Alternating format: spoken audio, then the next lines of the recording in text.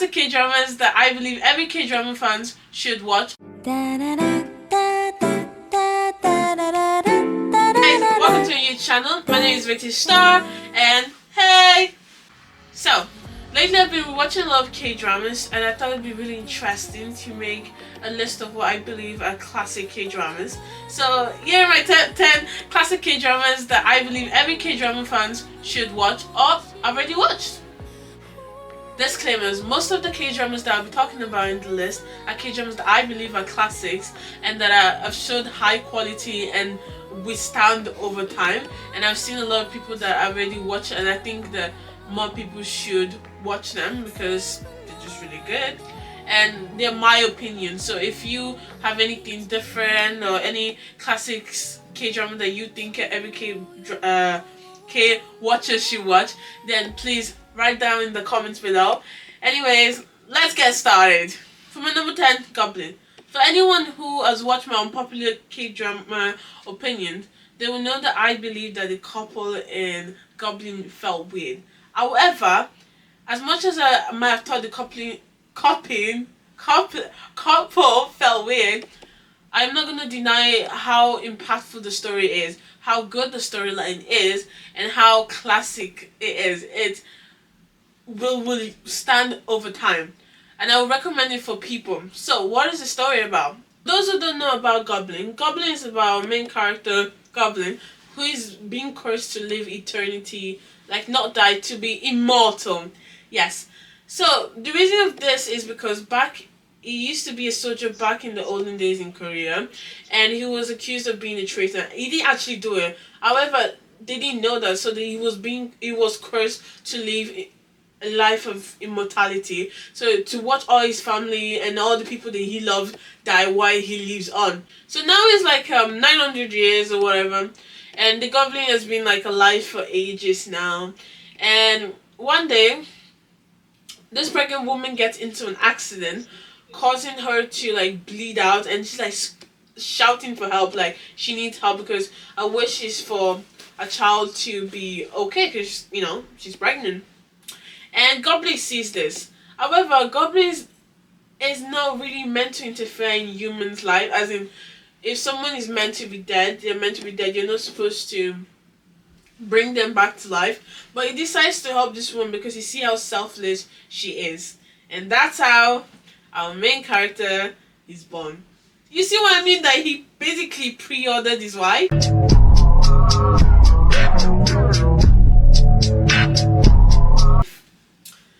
Let me explain. So, 19 years later, our main character grows up, and she's living this Cinderella-esque life. So basically, she's living with an auntie who like mistreats her and everything.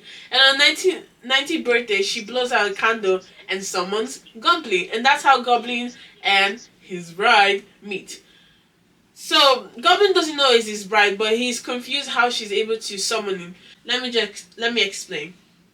So, when he was being cursed, he got like a sword. They like stuck a sword to his chest, and the only way for him to ever remove that sword and to not be mortal anymore is if his bride comes and take off the sword. That means he will die. Basically, it will stop living immortally.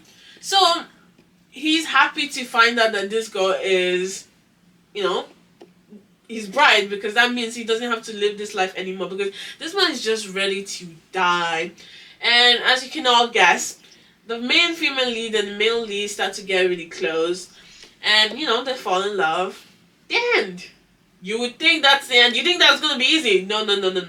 So everyone knows what a Grim Reaper is. So the Grim Reaper basically comes to you when you die, takes your soul and either guides you to heaven or hell or whatnot. And they have like a date and time when someone is supposed to die. And remember, as I told you, the Goblin saves the pregnant woman. And in the Grim Reaper's book, the pregnant woman and the child were supposed to be dead. So now the Grim Reaper is looking for the girl. And as she summons Goblin, she kind of mistakenly summons the Grim Reaper.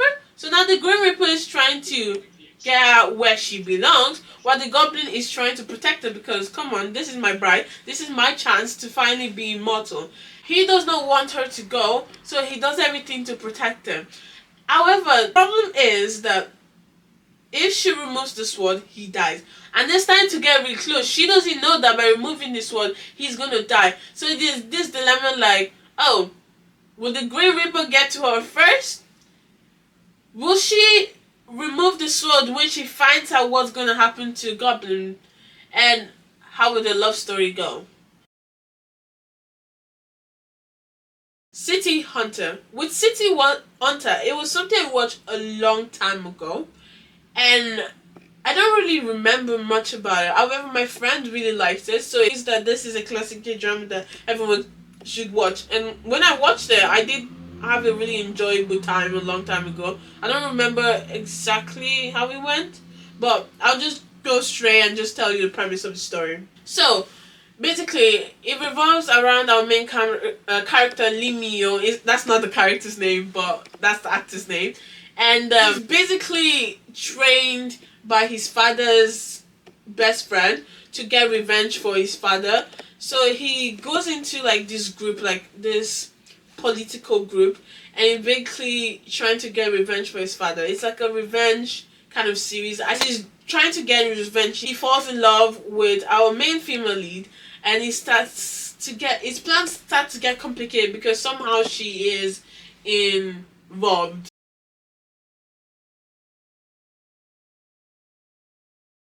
Heartstring. Heartstring is one of the K-dramas that I really, really loved, and I believe that everyone should watch. I recommend it. It's not too dramatic. It's a good time. It's just a chill time with a lot of great music, and if you love singing and instruments, this is the one for you. So let me explain.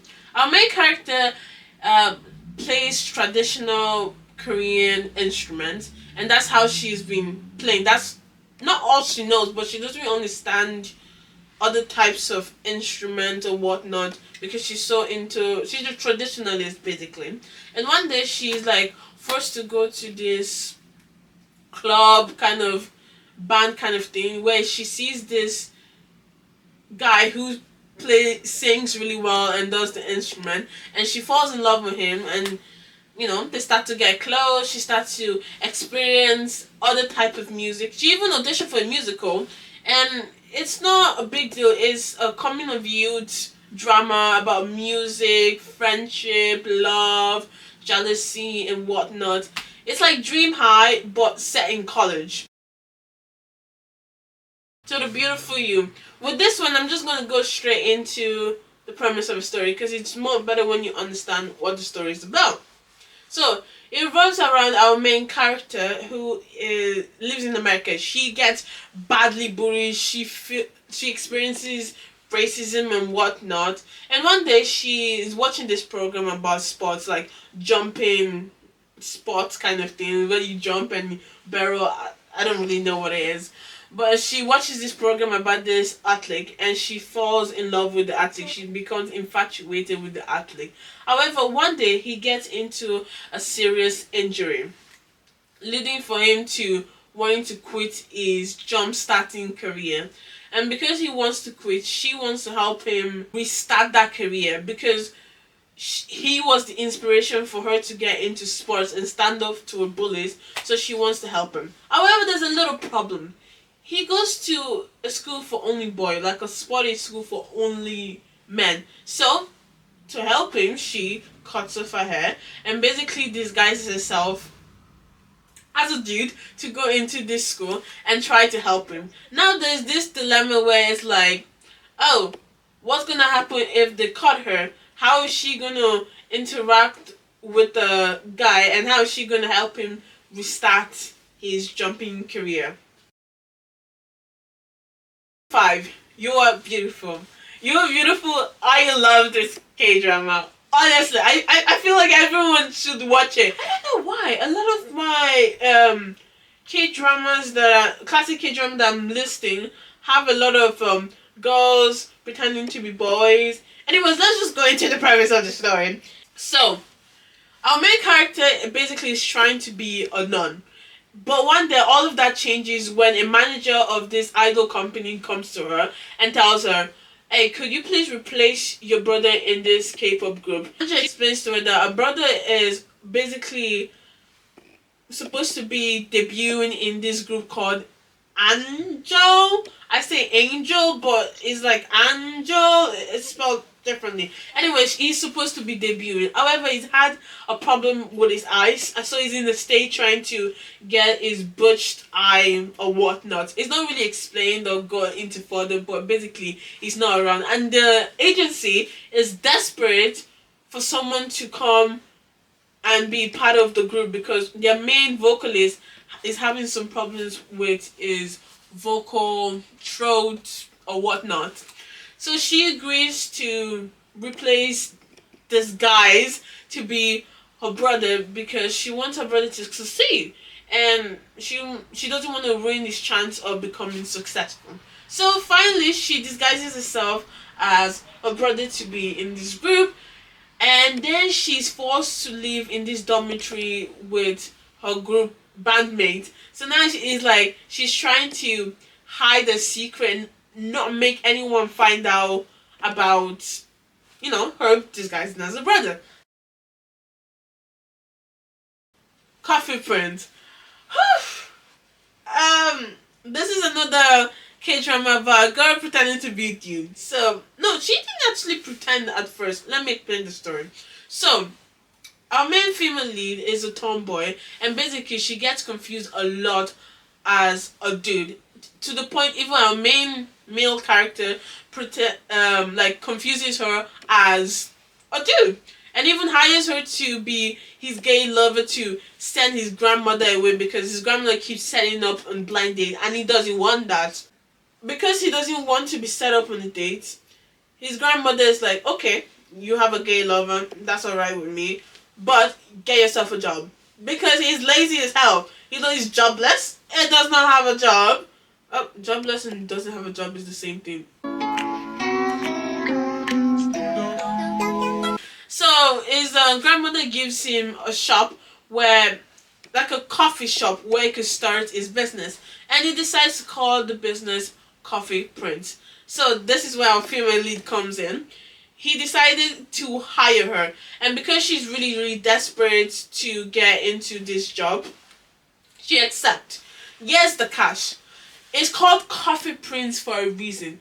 He wants to attract a lot of customers, especially female customers. So he does this like maid cafe, but with dudes, like with handsome dudes. And our main female lead is not a dude. So, but she takes this job anyway because she's really desperate because her father died and she's the main breadwinner. So this job is a great opportunity. Now, the main female lead and the male lead, of course, they start to get close and they fall in love and whatnot. But this is the problem. Our main lead starts to doubt his sexuality because he, as much as he hired the gay lover, he's not gay himself. At least he doesn't believe he's gay. But as they start to get close, he falls in love with what he believes to be a dude and starts to accept, the reality that, you know what, I am gay. But now the dilemma is, how's the girl gonna tell him that, dude, I'm not a dude? And how is the girl, what is he gonna react when he finds out, dude, it's not a dude? My girlfriend is a girl mean hoe. Oh my god, this K-drama is so cute. It's so fun. It's just so playful. Like, if anyone knows me, I hate those cringy, like trying to do those kawaii or like those cute kind of thing. Like, like your favorite K-pop artist or K-pop star tries to do like Eggio, and yeah, in this K-drama, I don't think it's necessarily cringy. I thought it was really cute. Like, the actress knows how to be cute without trying to be cute. Oh my god, it's so cute. Like, in a lovable way, not like in a infantilizing baby way, just in a Oh, the relationship is so cute. Oh, our main character, he's just so lovable. Okay, let's just go into the premise of the story. Our plots begin when our main lead visits a temple and mistakenly releases this Gomio, who appears as a beautiful woman. And as you can, this beautiful woman is our main female lead. So, as anyone sees like something that is not human, he starts running for his life. The point where he gets into a serious incident, and that causing him to have like serious injuries to the point where it's like this close from dying. Our female lead, who's the Gomio, seeing that he's about to die, decides to give her to save him, but in exchange, he's gonna help her become human. And as you guess, as she's helping her become human, they fall in love and start to get close. But there's a catch. You see, when he gets into that serious accident, right? To save him, she gives him one of her life. I'm not sure what it's called, but it's like a bird from a mountain, like one of her tails, basically. And the tail basically helps the guy repair himself. And if he was to keep that life spur in him for like 100 days, she becomes human. But not just that. If she becomes human, he dies. She doesn't know that. She thinks that him just keeping him for 100 days means she'll become human. Everyone will live happily ever after. We, the audience, know that he will die. So now we're left with this dreading feeling as we watch them get closer that, oh my god, this dude is gonna die any soon. Oh my god, does she not know? Oh, is she gonna find out what's gonna happen? Oh my god! Full House. Okay. Full House was something I watched, like, it was one of my not first K-dramas, one of the K-drama I watched that I really, really enjoyed. Everyone should watch it. This is what the staple of K-drama, like K-drama romance. It's funny, it's cute. The quality is not the best, but it's totally watchable. You should check it out yourself. Let me just tell you the premise of the story. Our main female lead owns this house, which is called the Full House, which was inherited by her father giving to her. One day, she's treating to going to this free vacation by a friend. And while she's in this vacation, a friend sells the house. Let's just go back to her being on vacation. As she's in vacation, she meets this famous actor guy, and based on bizarre events, like hilarious bizarre events, like basically fate, they keep meeting each other. Now, it's time for her to go back to Korea to go to her house. And as she goes there, she finds out the house is being sold. And you'll never guess who the house is being sold to. Ta-da! Our famous handsome actor. So now she's panicking because she doesn't know that her friend sold the house. So she's trying everything to get the house, to get to live in this house. So the guy decides, okay, you work. What was I? So the guy decides to make her work as a maid in his house. So now she's like working as a maid to try to repay the house and get the house back. However, the contract changed into a marriage contract. Let me explain. So, our main actor guy, who is our main male lead, is still hanged up on his ex. His ex is about to get married, so he thinks to himself, let me get married and make my ex-girlfriend jealous. I do not know why he thought that was a good idea, but whatever, let's continue the plot. So he makes a marriage contract where it means that they have to get married. They have to be married for 6 months, and if they're married for 6 months, he will give her back the house, and hopefully his ex-girlfriend could be jealous and he could win her back. But as you'll guess, he starts to build a connection with our main female lead. So now we're left in this dilemma that, if he manages to win his ex-girlfriend back, will he leave his new relationship? Or will he continue with this new relationship? Play for Kiss. Play for Kiss is I personally loved them. I enjoyed them. And some people might tell you, let's go into the premise of the story.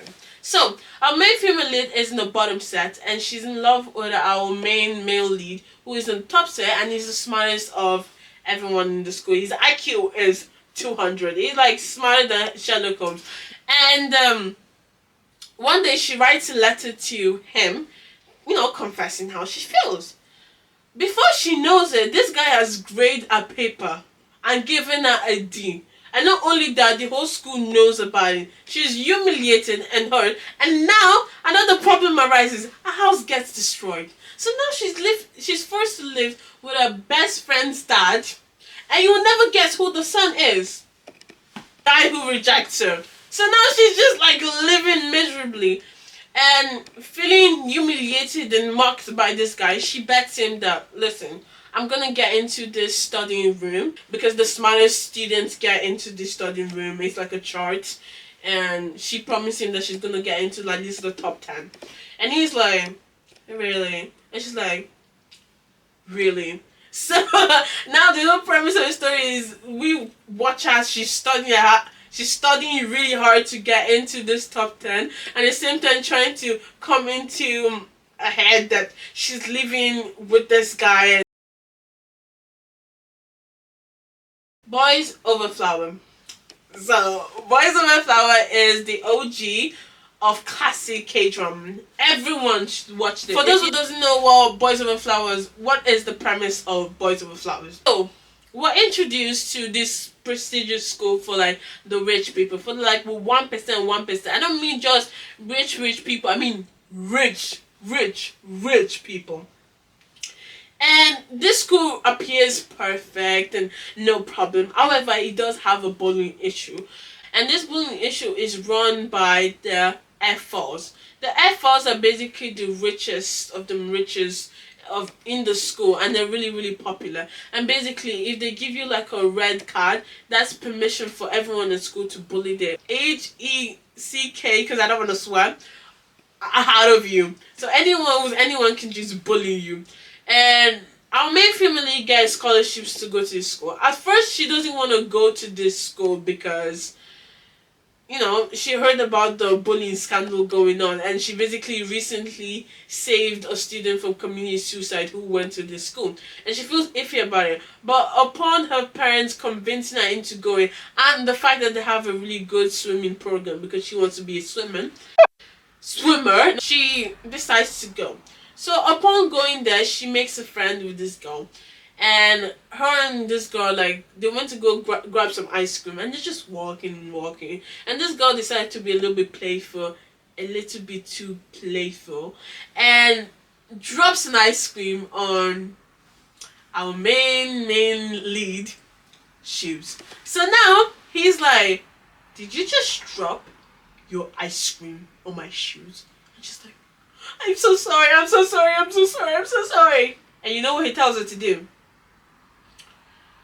Lick my shoe.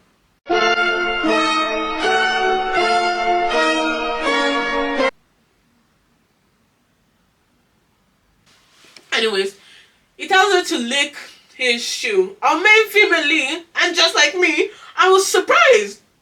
And like, what? Why would she lick your shoe? It was a mistake. He was like, no, she needs to lick my shoe. And our main female lead like stands up for a friend, and he says, if you care so much about your friend, why didn't you lick my shoe? She, being so angry about this, puts her ice cream on his face and said, what the hell do you think you are? And that angers him, leading to her getting the F4. So now she's getting bullied by everyone. And not only is she getting bullied by everyone, she also got ditched by the girl that she basically protected. The girl that she defended, the whole reason she got this F4 to begin with. So now she's alone. She's getting bullied, and she doesn't really know what to do. And because of that, she gets so angry that she just defends herself. She goes up to the guy and kicks him to the face and says, F you. F you. I'm not leaving the school because I've been blessed with this opportunity. And if you don't like that, suck it up, cupcake. And basically now the guy is interested in her because he thinks, oh my god, I've never been kicked by anyone before. So now it's like her trying to overcome this bullying, and also her trying to overcome this guy basically being obsessed with her. So that's Boys Over Flower for you. And those are my top 10 classic K dramas that I believe every K drama watcher should watch. Thank you guys for watching my videos. I hope you enjoyed it. I'm still new to YouTube, so I still have a lot to improve. And if you have any video ideas that you would like me to try, please write in the comments below. If you disagree with my classic K drama that we should watch, then you should write in the comments below what you think are your classic K drama that you believe everyone K drama watchers should watch. And please like, subscribe, and I hope to see you next time. Thank you. Bye.